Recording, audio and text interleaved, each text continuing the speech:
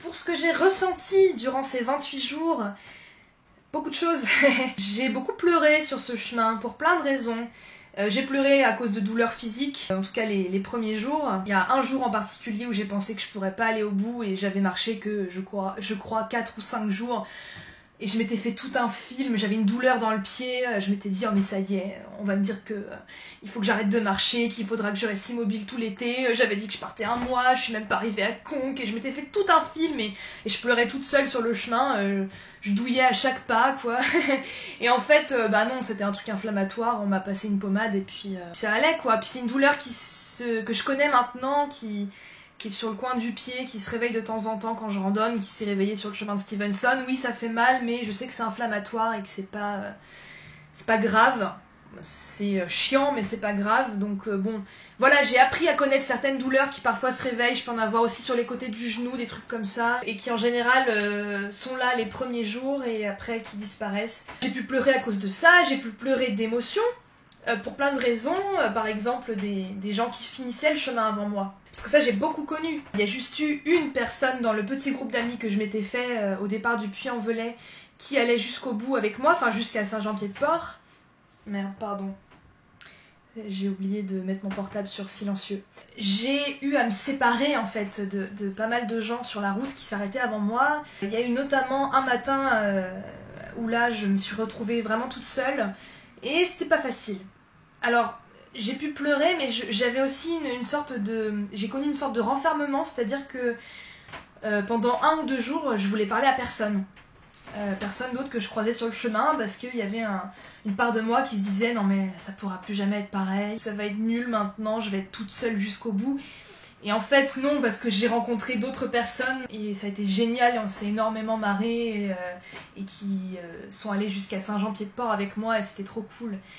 Mais j'ai pu discuter de ça avec d'autres personnes qui avaient vécu la même chose que moi et ils me disaient oui, moi aussi j'ai ressenti ça, j'avais le besoin de me replier sur moi, j'avais envie de parler à personne, ça a duré un petit moment puis après ça a disparu. J'ai pu pleurer d'émotions que je n'expliquais même pas. Il y a des petits moments de grâce sur le chemin quoi, tu passes dans un petit village désert et puis tu passes à côté d'une église et là t'as des gens qui sont en train de jouer de la musique, de différents instruments dans l'église, et il y a un truc qui se passe. Ce qui m'avait fait bizarre aussi, c'est qu'en arrivant à Figeac, il y a un festival de théâtre assez réputé à Figeac, et en fait, je m'étais rendu compte qu'il y avait des gens que je connaissais, puisque je suis dans le milieu du théâtre. Je connaissais des gens, et ça m'a fait bizarre, et du coup j'ai eu envie de pleurer aussi, enfin bon. C'est plein de petits trucs, parfois pas trop inexplicables, mais c'est vrai que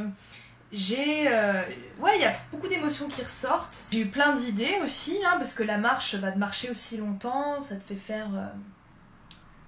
ton cerveau se met en branle, en tout cas pour moi, la marche m'aide beaucoup à créer aussi, puis parfois il y a des problèmes que tu résous sans savoir que c'était des problèmes et qu'il fallait les résoudre et qui se résolvent tout seul dans ta tête, ça te semble limpide.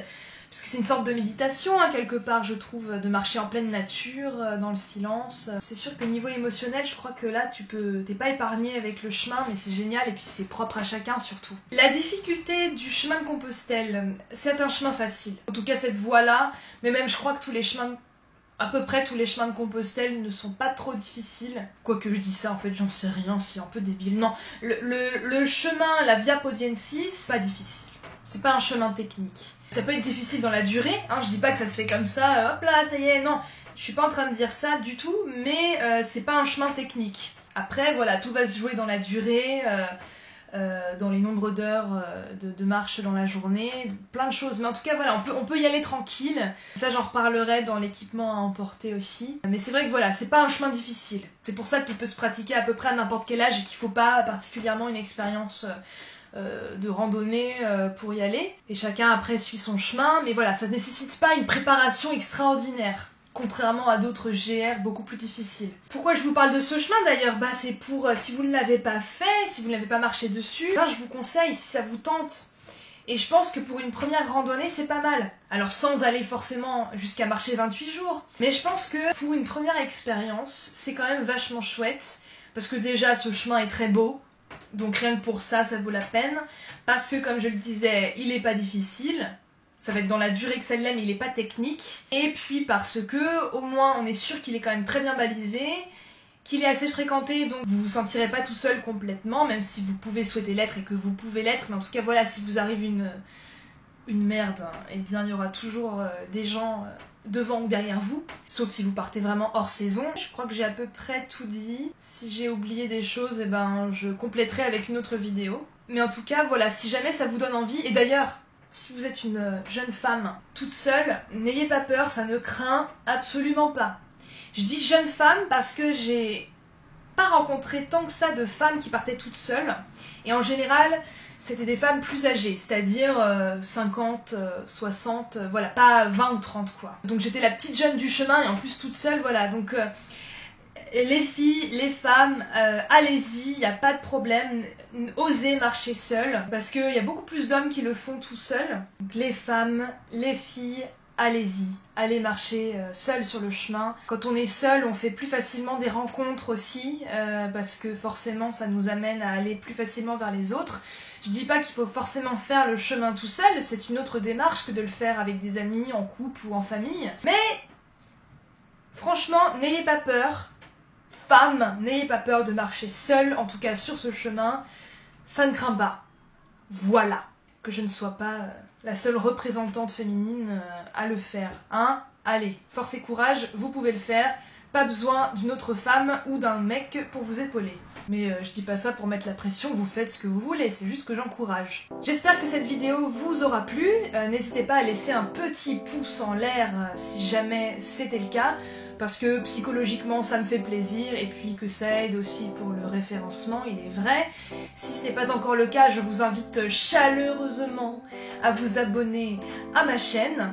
Si vous avez une expérience à partager par rapport au chemin de Compostelle, n'hésitez pas à le faire en commentaire, ça m'intéresserait beaucoup de le voir. Ou si vous avez des questions complémentaires à cette vidéo à me poser, allez-y. Hein. En tout cas, ça peut être très chouette d'échanger là-dessus, je serais ravie de le faire. Et puis, je vous dis à lundi prochain pour une autre vidéo. En attendant, plein de bonnes choses. À bientôt.